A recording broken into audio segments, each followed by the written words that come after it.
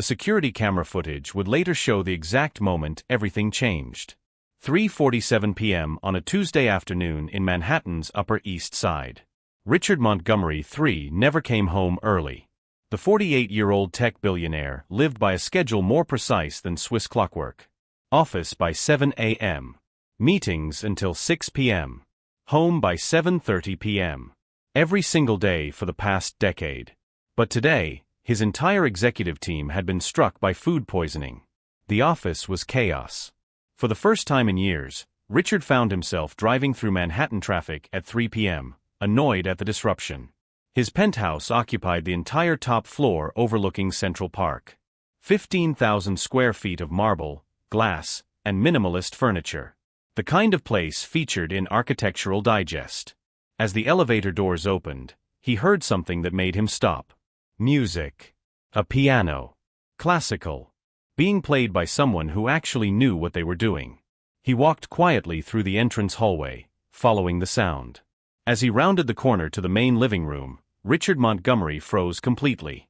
There, in the center of his living room, Keisha Williams, his housekeeper of 3 years, was dancing. But she wasn't alone. In her arms was his father, Robert Montgomery Sr., moving slowly, carefully, his frail 76-year-old body supported entirely by Keisha's strength. The old man's eyes were closed, a peaceful smile on his face. A smile Richard hadn't seen in the 2 years since the stroke that had stolen his father's ability to walk and speak clearly. Keisha guided Robert's feet in gentle circular motions across the marble floor. She hummed softly, matching the piano music flowing from Richard's $400,000 Steinway grand piano in the corner. Except the piano wasn't playing itself. Richard's eyes moved to the bench, where a young black girl, maybe 12 years old, sat playing Chopin with the technique of a conservatory student. Her fingers moved across the keys with confidence and grace. Richard stood frozen behind a marble column, hidden from view, watching this impossible scene. His father, who hadn't stood without his wheelchair in 18 months, was dancing. His housekeeper, who he'd barely spoken to beyond giving instructions in 3 years, moved like a professional dancer.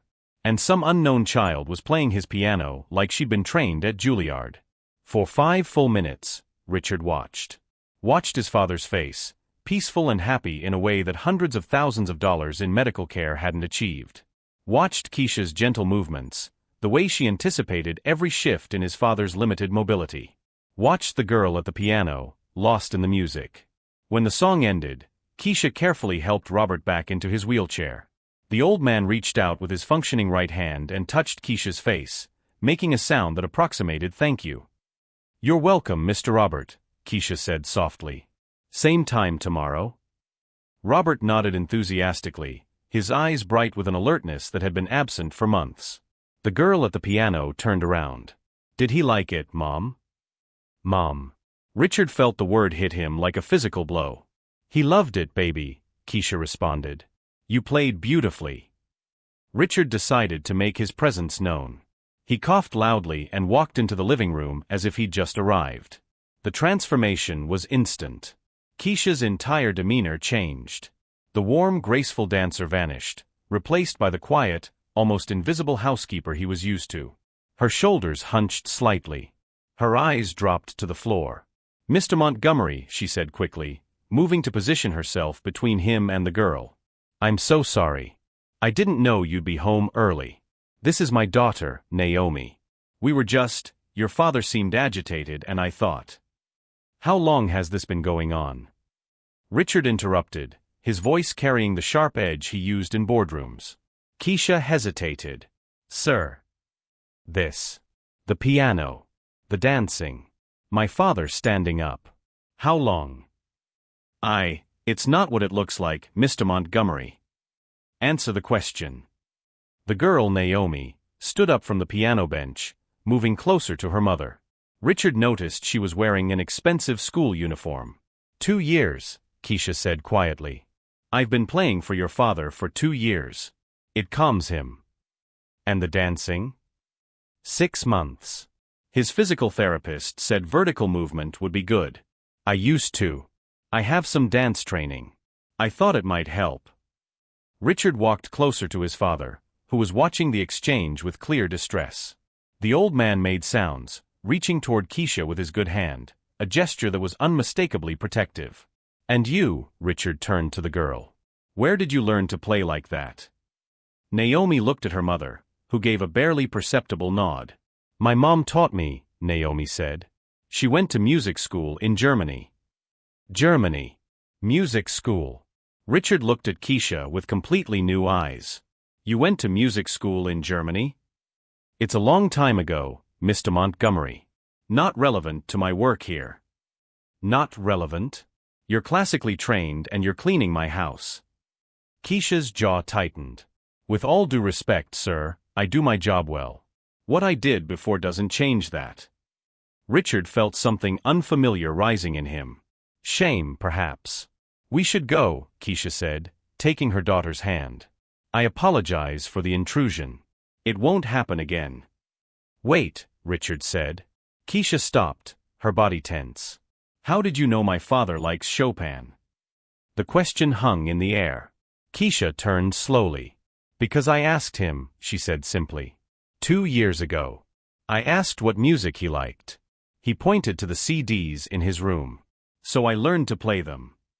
"You learned to play them? For him?" "Yes, sir." Richard looked at his father, who was making urgent sounds. "He's trying to tell you something," Naomi said. "You have to listen close." "You understand him?" Richard asked, surprised. "Sometimes. When you spend time with someone, you learn their language." The statement felt like an accusation.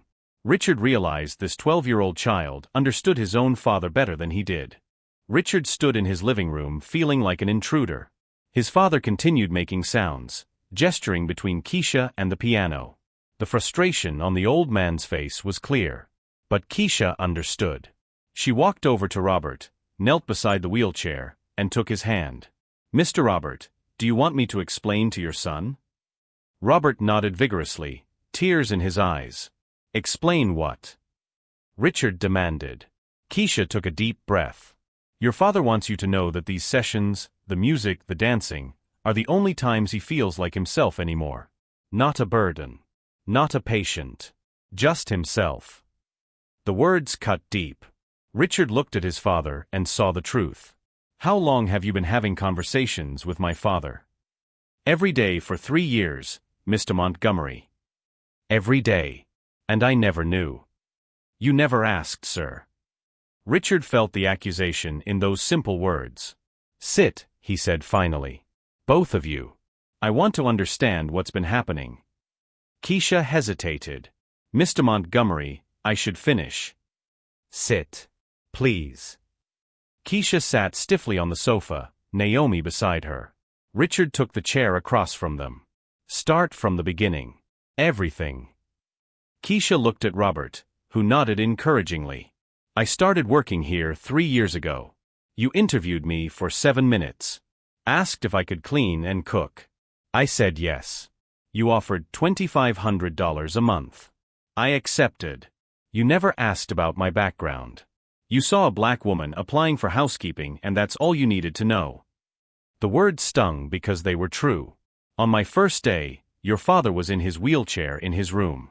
The nurse was on her phone. He was trying to reach a book and couldn't. I helped him. He tried to thank me, but the words wouldn't come. So I asked him to point to what he wanted. He pointed to a photo. His late wife. Richard remembered that photo. His mother, laughing on a beach. I sat with him for an hour that day. Just listening to him make sounds, pointing to things, trying to tell me his story. The nurse thought I was wasting time. But I saw a man desperate to be heard. So I listened. "You were hired to clean," Richard said weakly. "And I clean very well. Your house is spotless. I do my job. But I also do what needs to be done." Richard looked at his father. "What else?" "Your father's physical therapist comes 3 times a week for an hour. That's 3 hours of professional care. The rest of the time, 165 hours a week, he's alone. Or with nurses who are kind but disconnected. Or with you, when you come home late and tired. I work 70-hour weeks. I run 3 companies." "And you have one father," Keisha replied quietly. "But you've outsourced that." Richard felt anger flare. You have no right. You asked me to explain. I'm explaining. Robert made a sound that meant let her talk. Richard fell silent. 6 months after I started, I noticed your father staring at the piano. You have a $400,000 instrument that no one plays. But your father kept looking at it. So one day, I asked if he wanted to hear music. He cried. Because someone finally asked what he wanted. Richard felt each word like a cut.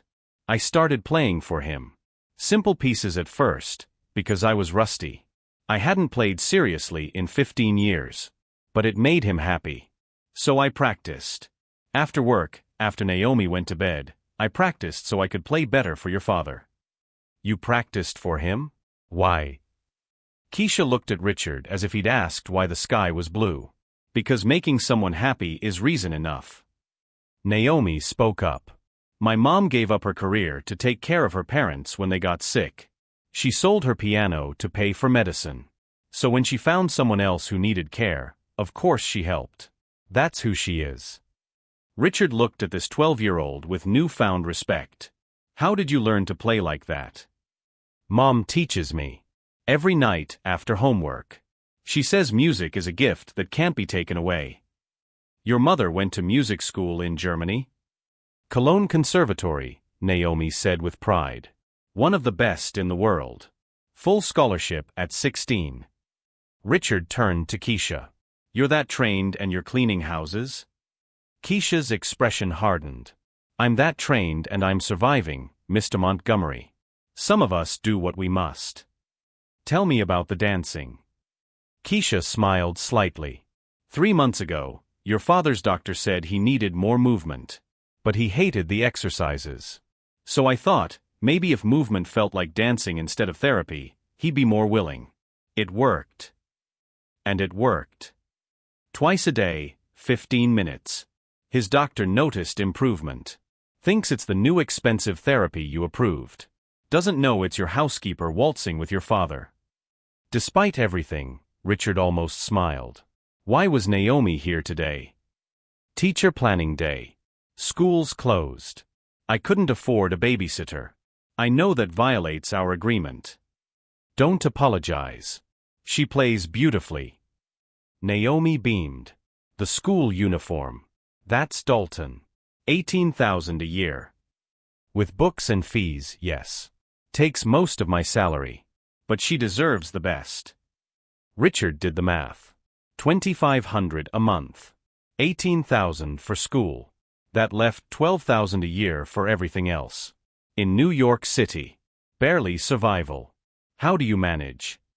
Keisha lifted her chin. We manage.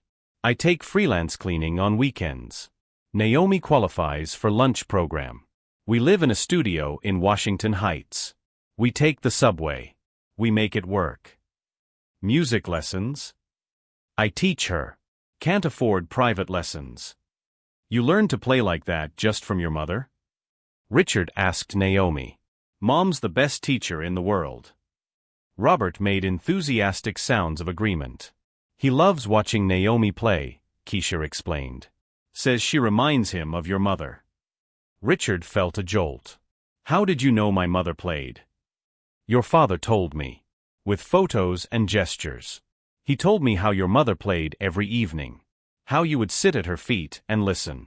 How music filled this house. Richard remembered. The music had stopped when his mother died. He'd been 17. In 31 years since, he'd never thought to fill the silence. This house has been quiet for a long time, Keisha said softly. Your father missed the music. So I brought it back. Richard looked at his father, saw tears streaming. Tears of gratitude. I've said more than I should, Keisha said, standing. If you want to fire me, I understand. But please, find someone who will keep playing music for your father. He needs it.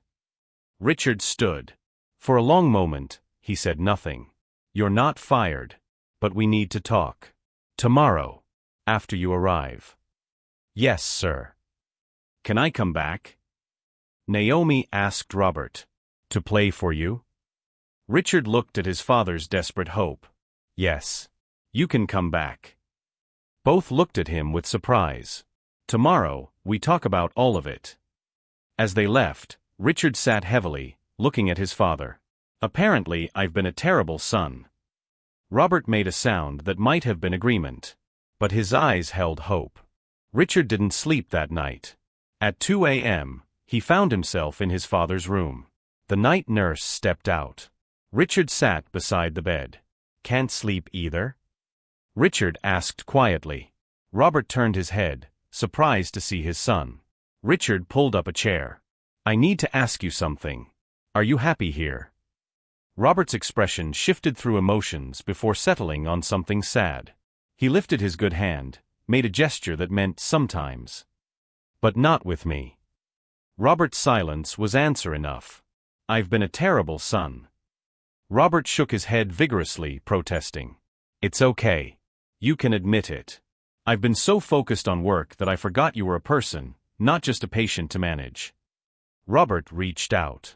Richard took his hand, feeling how thin it had become. Keisha sees you. Really sees you. And I've been paying her $2,500 a month to do what I should have done.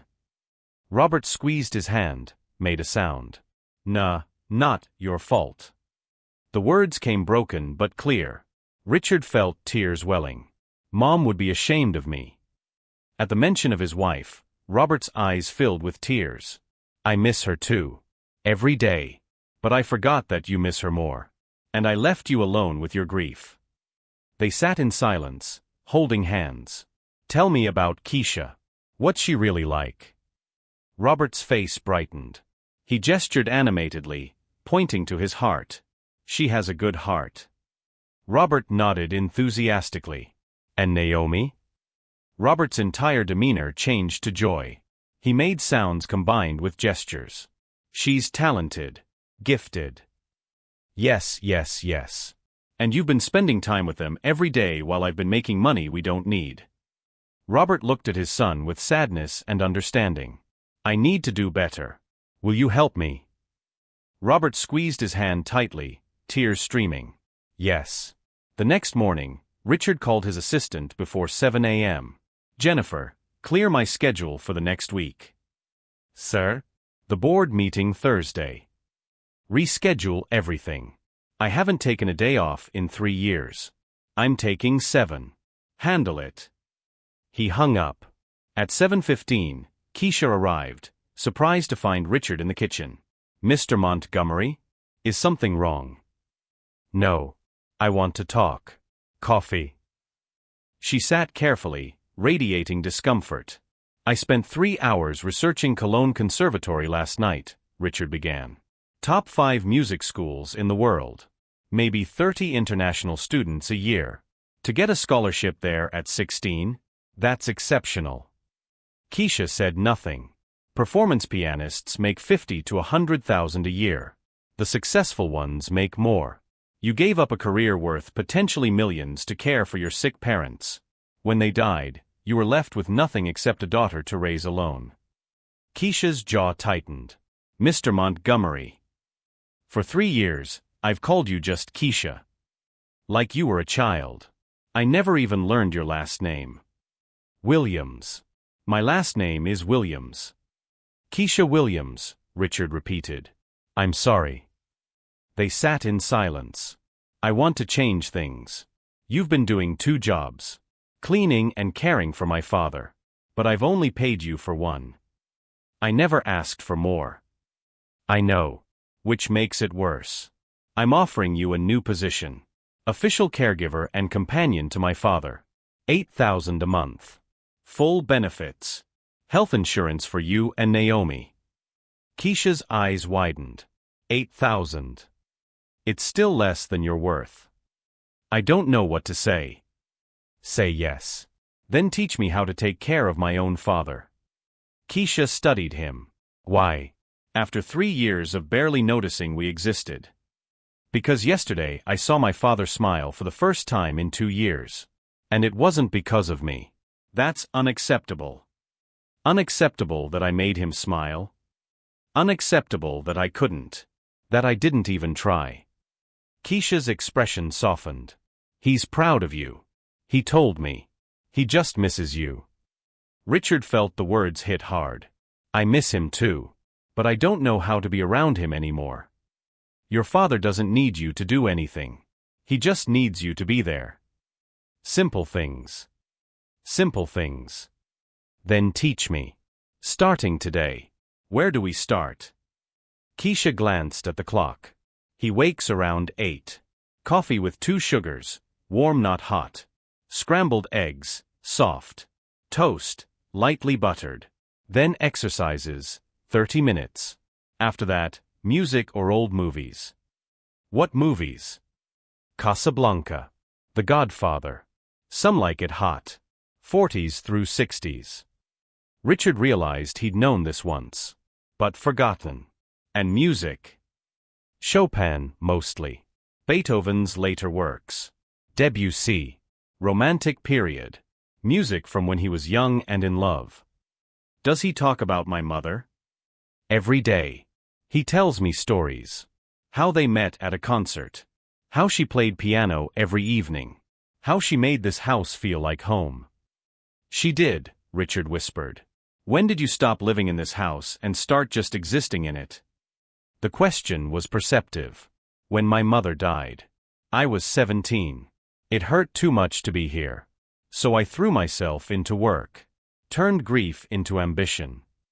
And your father stayed here, surrounded by memories. You dealt with loss differently. And then he had the stroke. Became one more thing I didn't know how to deal with. So I hired people and threw money at it. But problems that are actually people can't be solved with money. I'm learning that. Keisha stood. It's almost 8. Want to start today? Richard felt nervousness. What do I do? Just be his son. That's all he's ever wanted. Together, they went to Robert's room. Dad, Richard said, using the word he hadn't spoken in months. Morning. Thought maybe I'd have breakfast with you today. Robert's eyes widened with surprise and joy. I cleared my schedule for the week. Thought Keisha could teach me your routine. Robert reached out. Richard took his hand. The old man squeezed hard, tears streaming. I'm sorry it took so long. I'm sorry I wasn't here. Robert shook his head, squeezing tighter. What mattered was now. Keisha watched from the doorway, hope filling her heart. Okay, she said. Let's start with coffee. Yes, Richard said. I want to learn everything. The first week was harder than Richard expected. Not physically. Emotionally. Being truly present, connecting without the armor of business talk, felt like learning to walk again. Day 1, he burned the eggs, made coffee too hot, positioned the wheelchair wrong. But Robert was patient while Keisha translated. By day 3, Richard could make breakfast correctly. He learned his father liked news commentary muted so they could make up dialogue. He discovered his father had wicked humor about politicians. Day 5, Richard attempted the exercises Keisha did. The routine that looked simple required strength and body mechanics he didn't have. How did you learn all this? Richard asked. Trial and error. YouTube videos. Library books. Whatever I could find free. You researched physical therapy? Your father needed help. I couldn't afford not to know how. Richard felt shame. She'd educated herself for free while he'd thrown money at expensive therapists. On day 6, Naomi came after school. Richard watched her interact with his father, the easy affection between them. You're very good with him, Richard said. Mr. Roberts easy to love, Naomi replied. He listens when I play. Really listens. Most adults just pretend. How can you tell the difference? Adults who really listen don't check their phones. Mr. Robert closes his eyes and I can see the music moving through him. That's real listening. Richard realized he'd never really listened to anything in years. Can I ask you something? Why did your mom give up her career? Naomi's expression became serious. Her parents got sick. Both of them. My grandpa had a stroke, like Mr. Robert. My grandma got depressed. Mom was supposed to be this famous pianist, had concerts booked in Europe. But she came home. That must have been hard. Mom never complains. But sometimes I hear her play late at night. Sad music. That's when I know she's remembering what she lost. What did she lose? Her dreams. Her whole future. Everything she worked for since she was 5. Richard felt the weight of that sacrifice. And then she had you. Yeah. My dad left when he found out Mom was pregnant. So Mom raised me alone while working 3 jobs. She sold her piano to pay rent. That's why it means so much when I play. Her music gets to live through me. That's a lot of responsibility. Naomi shrugged. It's not responsibility. It's love. When you love someone, you want to make them happy. Another simple truth that cut deep. That evening, after Keisha and Naomi left, Richard sat with his father watching Casablanca. They'd watched it dozens of times when Richard was a child, his mother on his father's other side. Do you remember? Watching this with Mom. Robert made a sound that meant yes, pointing to the empty space where she used to sit. I miss her too. I think I've been running from that missing for 30 years. Robert looked at his son, reached out. I'm sorry I ran. Sorry I left you alone with all those memories. I thought if I just worked hard enough, made enough money, it would matter. But it doesn't, does it? Robert squeezed his hand. Made sounds that approximated, I love you. I love you too, Dad. They sat in silence, watching the movie, holding hands. The next day, Richard called Keisha into his study. I want to talk about Naomi's education. Keisha tensed. She's doing very well at Dalton. I know. I called the school. Her teachers say she's exceptional. But she's been declining the summer music program for 3 years. Keisha's face flushed. That program costs $8,000. We can't afford it. The director said Naomi has the potential to be a concert pianist. With proper training, she could get into any conservatory. But she needs that intensive. Mr. Montgomery, Naomi's education is my responsibility. I want to pay for it. Keisha stood up. No. We're not charity cases. This isn't charity. It's investment. You've been caring for my father for 3 years, going beyond what you were paid for. Consider this back payment. I don't want back payment. I did what I did because your father needed it. And Naomi needs this. They stared at each other. Why do you care? Keisha asked. Why does it matter to you? Richard considered carefully. Because in 1 week, you and your daughter have shown me more about what matters than I learned in 48 years. Because watching Naomi play makes my father happy. Because your daughter is brilliant and deserves every opportunity. And because someone should have helped you when you gave up everything. Maybe I can help her instead. Keisha's eyes filled with tears. Mr. Montgomery. Richard. Please. Just Richard. Richard. That's very kind. But I can't accept. Yes, you can. Because if you don't, I'll call Dalton and endow a scholarship in Naomi's name. You can't stop me from giving money to the school. Despite herself, Keisha smiled slightly. That's manipulative. I prefer strategic. You businessmen are all the same. Guilty. Silence. There's something else, Richard said. I want you to start playing piano again. Professionally. I have contacts in the music world. I can make introductions. Richard, I'm a housekeeper and caregiver now. That ship has sailed. Ships can come back to port. That's not how life works. It is if you have resources. Let me open doors. What you do with them is up to you. Keisha looked at him for a long moment. You've changed. 1 week with my father will do that. It's not just the week. It's deciding to show up. That takes courage. I had a good teacher. And you. That night, Richard sat at his desk writing. Not business plans. A letter. Dear Keisha, I've spent 3 years not seeing you. Not because you were invisible, but because I chose not to look. Thank you for taking care of my father when I couldn't. Thank you for bringing music back. Thank you for teaching me that success isn't measured in dollars. You're not my employee anymore. You're family. You and Naomi both. Whatever dreams you still have, I want to help make them real. Not as charity. As gratitude. Also, I'm tripling your salary. Don't argue. Richard. He left it on the kitchen counter where she'd find it in the morning. Then he went to his father's room. Robert was asleep, but Richard sat beside the bed anyway. I'm learning, Dad. Slowly. But I'm learning. In his sleep, Robert smiled. 6 months later, Carnegie Hall.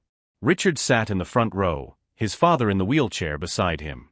The concert hall was packed, 2,000 people waiting. The lights dimmed. A single spotlight illuminated the stage as Keisha Williams walked out in an elegant black gown. The audience applauded. She sat at the grand piano, hands poised over the keys. For a moment, she closed her eyes, remembering the 15-year-old girl who first dreamed of this. Remembering the sacrifices, the lost years, the path that led her away and somehow, impossibly back. Then she began to play. Chopin. Nocturne in E-flat major. The same piece she'd played for Robert that first day. But this time, it wasn't just for one old man. It was for everyone who'd ever lost their dream and found it again. The music filled the hall, each note perfect, each phrase carrying 15 years of longing and loss and love. Richard looked at his father. Tears streamed down Robert's face, his good hand keeping time. The old man's eyes were closed, transported. In the seat next to Robert sat Naomi, wearing her concert dress, her own recital scheduled for next month. She watched her mother with pride and love. When the piece ended, silence held for 3 heartbeats. Then the audience erupted. Standing ovation. 2,000 people on their feet. Keisha stood bowed, and through her tears, she looked directly at Richard and Robert in the front row. She mouthed 2 words, "Thank you." Richard nodded.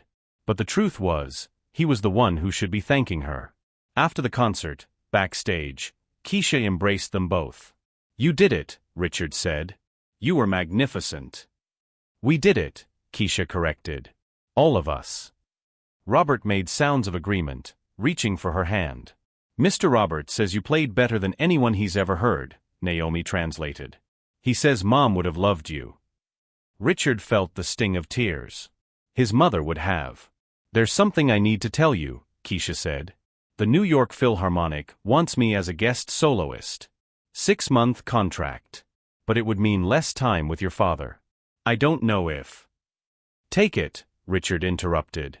"Dad and I will be fine. Won't we, Dad?" Robert nodded enthusiastically.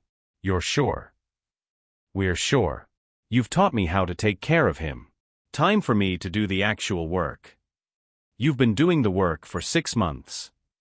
With training wheels. Time to ride solo." Keisha laughed, then grew serious. "Richard, I never thanked you properly. For everything." "Stop. You don't owe me thanks. You saved my father's life. You saved mine too." "How?" "You showed me what I'd become. And gave me a chance to be better." They stood in the quiet backstage area, the sounds of the departing audience filtering through. "You know what the strangest part is?" Richard said. "I thought success was building companies, making billions. But the proudest I've ever been is sitting in that audience watching you play. Knowing I helped get you here. You helped more than a little. You did the hard part. I just opened doors.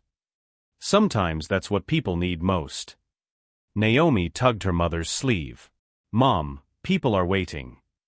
"Go," Richard said. "We'll see you tomorrow. Dinner at the house. I'm cooking." "You're cooking." "I'm learning. Dad's teaching me. There's a lot of pointing and sounds of disapproval, but we're making progress." Keisha laughed. "I wouldn't miss it." Later that night, back at the penthouse, Richard helped his father get ready for bed. "You enjoyed the concert?" Robert made enthusiastic sounds. "She's remarkable." More agreement. "I was thinking, maybe we should start a foundation. For people like Keisha. Talented artists who had to give up their dreams. We could provide grants, support, opportunities. The Robert Montgomery Foundation for the Arts. You'll be chairman. What do you think?" Robert's eyes lit up. He nodded vigorously. "Good. We'll work on it together." Robert reached out, touched his son's face. Made sounds that approximated "proud of you." "I'm proud of you too, Dad. For surviving. For being patient with me. For loving Keisha and Naomi when I was too blind to see them. Robert shook his head. Made a gesture that meant past is past. Yeah. Past is past. Future is what matters now. Richard tucked his father in, something he hadn't done since he was a child, and the roles were reversed. Love you, Dad. Love you, Robert managed clearly. Richard turned off the light but left the door cracked, the way his father liked it. In the hallway, he paused. The penthouse wasn't empty silence anymore. It was full. Full of music that would play tomorrow. Full of laughter that would come at dinner. Full of life. Richard walked to the living room and sat at the Steinway. He'd started taking piano lessons. At 48, learning scales like a child. He was terrible at it, but his father loved listening to him practice. He sat and played the simple melody he'd learned. Chopsticks. Ridiculous for a $400,000 piano. But his father had laughed when Richard first played it. Sometimes the most expensive things find their worth in the simplest moments. His phone buzzed. A text from his assistant. The board is asking when you'll return to full-time schedule. Richard looked at the message, then typed. Tell them I'm exactly where I need to be. If they can't accept that, they can find another CEO. He put the phone down. 6 months ago, that would have been unthinkable. Now? The companies were just companies. His life was upstairs, sleeping peacefully. His life was Keisha and Naomi, who taught him that family isn't just blood. It's who shows up. Who stays. Who cares. His life was learning to make scrambled eggs the way his father liked them. Learning to listen to Chopin and hear what his mother once heard. Learning that success isn't what you build, it's who you love. Richard closed the piano and walked to the window. The city glittered below, millions of lights, millions of lives. Somewhere out there was another Keisha. Another talented person forced by circumstances to give up dreams. Another family struggling. Another child practicing piano at night, hoping for a chance. The foundation would help. It wouldn't fix everything, but it would open doors. And sometimes, that's all people needed. A chance. A door. Someone who saw them. Richard turned from the window and walked back to his father's room. He opened the door quietly. Robert was asleep, breathing peacefully, a slight smile on his face. 2 years after the stroke, that face had been marked by frustration and sadness. Now, it held peace. Music had done that. Keisha had done that. Love had done that. Richard closed the door gently and went to his own room. Tomorrow, he'd make breakfast. He'd do the exercises with his father. Keisha and Naomi would come for dinner. He'd probably burn something, and they'd all laugh. And that would be success. Real success. Not the billions in the bank. Not the companies with his name on them. Not the magazine covers or the board positions.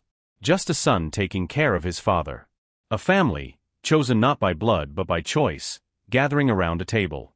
Music filling a house that had been silent too long. Richard lay down in bed and closed his eyes. For the first time in 30 years, he fell asleep without thinking about work, without planning tomorrow's meetings, without calculating next quarter's projections. He fell asleep thinking about his father's smile. About Keisha's music. About Naomi's laughter.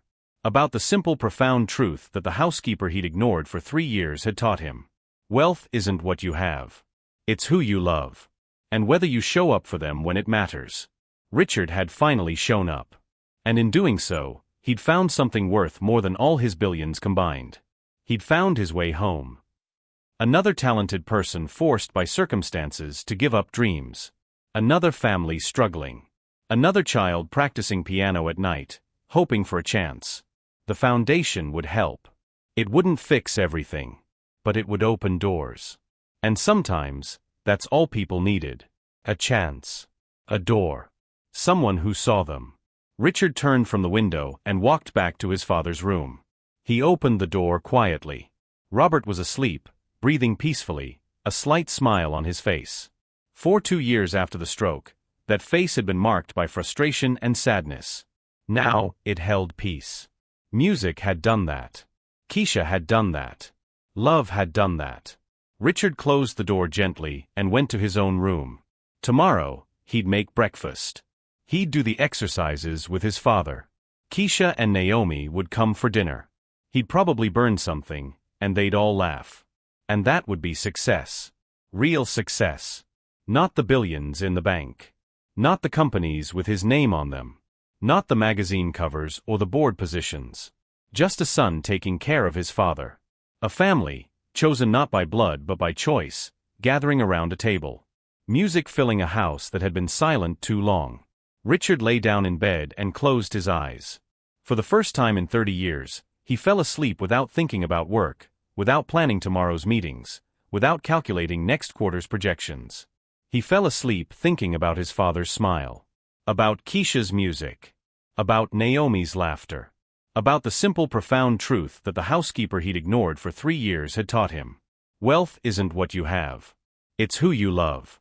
And whether you show up for them when it matters. Richard had finally shown up.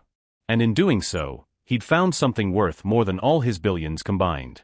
He'd found his way home.